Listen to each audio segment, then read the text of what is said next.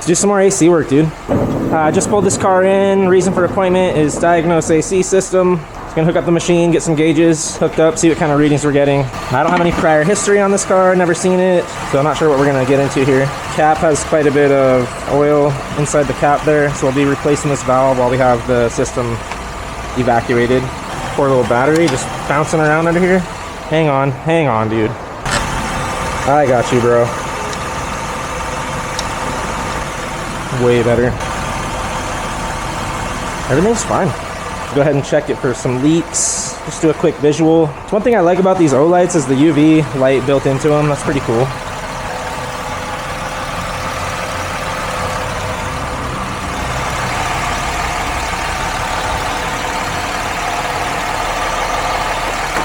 Looking down at the connections down there at the condenser through this hole right here. Those guys, they look dry. Compressor is not engaging. It looks wet with oil also. I don't see any dye in it, so that's probably just engine oil from this valve cover leak. Got some oil down there in the valley also. Oh, here's our low side. It was just camouflaged right under this hose. No cap on it. Let's see what kind of charge we got in here. Whenever you're screwing down your AC machine fittings, don't jam them all the way down. Just screw them about halfway. That's enough to get flow going through the valve. What happens is when you screw that all the way down, sometimes that'll damage the valve core inside the Schrader valve here, and then it'll leak afterwards. Typically when we evac a system, we just replace them if we have them in stock.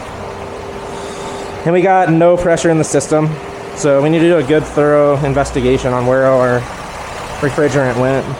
I'm still gonna do an evac and vacuum on it so I can see if it holds vacuum while I'm just checking everything over visually, unless I find whatever's leaking before we even get to that point.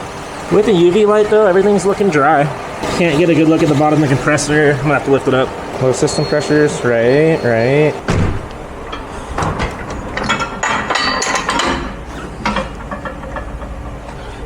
This may be one that we need to fill up with refrigerant so we can get a leak detection sniffer out. That's not what I meant to do. Just recover, dude. Thank you. So we can try to locate this leak if I don't see anything obvious on a visual inspection. One thing I want to do too is just note that I've got 6 ounces of oil in here. That way we can know how much to put back in it if we suck any out of there during the during the recovery. Dude, don't make fun of for how I talk. I'm a mechanic, bro. I can't say everything perfect when I'm talking. All right.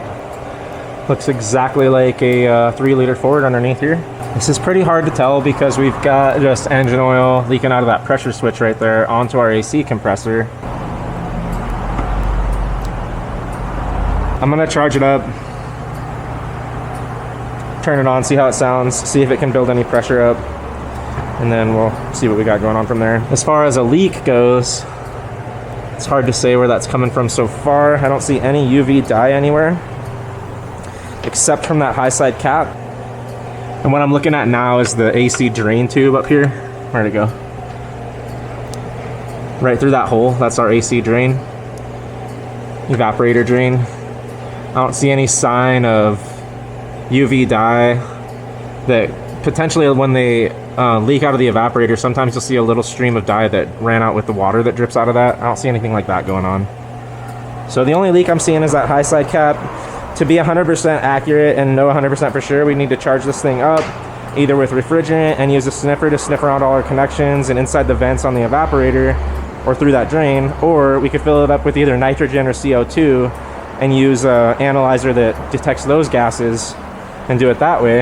And one thing I'm going to do after this is done recovering, it'll be under a vacuum.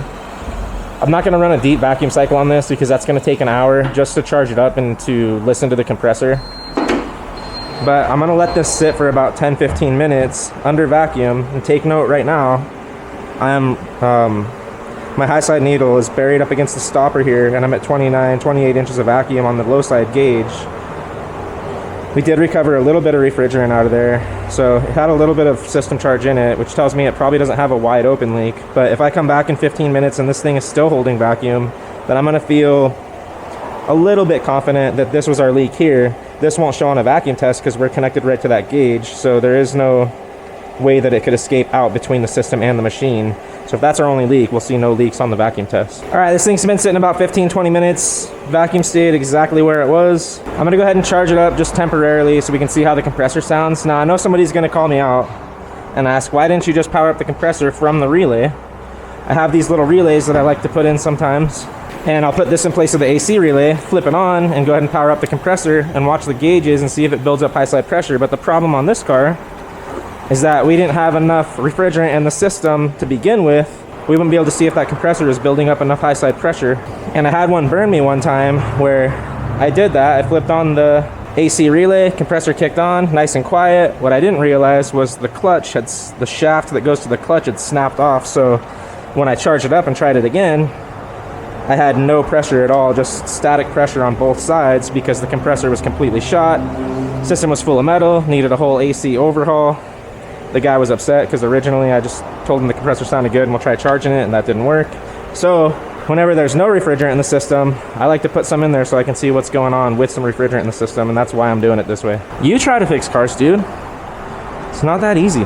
Usually there's a sticker under the hood, but this one's not under there, so we're gonna see what this takes real quick. This one runs 1.57 pounds. There's no rear AC on it, so there's only one option. I'm gonna put a ½ ounce of oil in there just in case it's low, so there's some oil going into that compressor. This system has automatic oil injection on it.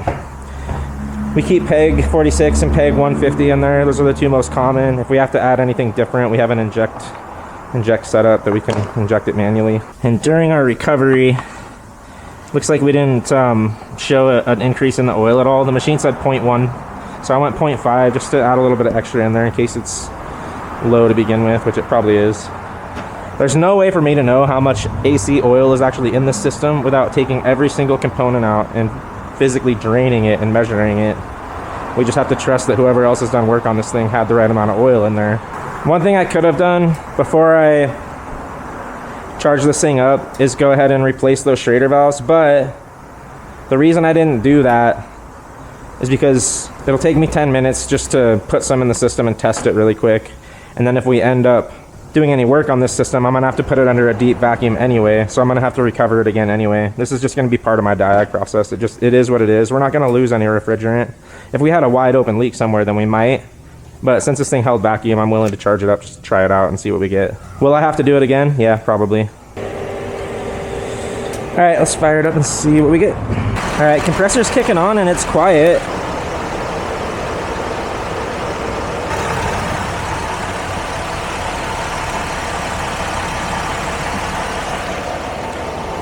I'm gonna let this run just a little bit and see if anything changes, but I might have got lucky. It might just be that this high side valve leaked out. AC compressor sounds nice and quiet, no noise coming out of it. I've got nice ice cold on the low side. The air coming out of the vents is nice and icy cold. Let's take a reading real quick and see what we got. Showing 48 in the center vent here, 46 degrees out of the vent and going down. So we're showing a tiny bit of a leak there, all like that low side. You can see it really good. I gotta stop the video. Anyway, before I shut this off, basically what I'm gonna do, I'm gonna go around all the connections on this whole system real quick and all of these hose crimps with my leak detector now that it's got a full charge and it's working properly, and just make sure we don't have any other leaks anywhere else. But so I think he got lucky. I think we just had a Schrader valve leaking. I'm gonna go ahead and evacuate it again real quick. We'll replace these Schrader valves, and then I'm going to put it under a deep vacuum for an hour and let it boil any moisture and contaminants out of the system. At that point, we'll take another reading on our oil, see if we need to add any more to it, and then charge it up, and it's going to be good to go. All right, I forgot to start my camera up, but we got the system recovered. I pulled these Schrader valves out. I can see pretty clearly where this one has been leaking. First thing I'm going to do is grab a Q-tip, get a little bit of brake cleaner on there, and just clean out the bores where those valves seal up. Make sure those seal up good. Anytime you're putting new seals or valves or anything on an AC system, you want to lube everything up with AC oil only. So that's what I keep in this bottle, a little bit of AC oil, a little drop on the O-rings, so as we're screwing it down, they don't roll over and get pinched in there. Get this one in first. Especially these valves that have O-rings on them, they don't need to be super tight. You just got to turn them till they stop, because it's actually sealing on the O-ring inside there in the bore. It's not like a smashed down sealing surface. Now the smaller one is one of these little guys right here. I do still put a little bit of oil on them, which will help them seal up. Just a drop. Little dot. A dot is a lot. But same thing here, just turn them till they stop. They'll get stiffened up a little bit at the end. A little cinch, that's plenty. All right, it's got new valves in it. We're gonna put it under a deep vacuum. I'm gonna put it under vacuum for 45 minutes and then let it sit for 15 minutes to make sure it holds vacuum. One more time. Again, just run your valves halfway open. Don't jam them all the way open. Just need to be able to flow. And we'll go ahead and run our vacuum, and then I'll start the video back up. We'll charge it up and check it for leaks after. Dude, I'm sorry. I forgot to start the camera again. Did 45 minutes on vacuum, let it sit for another 20 minutes, held vacuum solid, just charged it up to 1.57 pounds, just selected equalize. Started up the AC on max, which is just max cold, and then recirc is all max AC is. We'll see this needle drop down. Once it gets down below 50 PSI or so, we'll go ahead and disconnect our low side. I've got the high side closed off already. And that's just equalizing the pressure between the two sides. All right, that'll do it.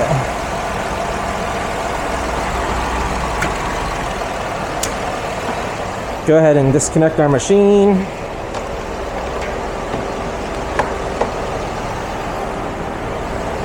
I'm gonna just check this now that I cleaned them. No leaks. All good. And I went over the whole system. We're all good. No leaks anywhere. Gonna let him take it. If it stops working before the end of the summer, I put some dye in there. We can look at it again, but good to go, dude. It's gonna be nice and cold. All right, and I'm back again, actually. I know I keep saying I'm gonna be done with the video, but one final thought. This thing came in with no cap on the low side. You go to an AC class, they're gonna tell you that these are the primary seals of the system. It's kind of the last defense if you do have a Schrader valve that's a little bit leaky, that's not just a fully pressurized leak, that's just seeping out a tiny bit over time. These will seal up and keep them from losing all the charge. So put those back on. I got a bunch of spares from when we do AC kits or cap and valve kits. They come with new caps, so we just keep the spares around. But you wanna make sure you're putting these caps back on. They keep all the dirt and debris out of the Schrader valve area, so you don't jam some dirt down in the system when you hook up your machine. But also, like I said, they're the primary seals of the system, so you wanna make sure those are back on there, because we care about the environment, dude. Don't be letting them leak out.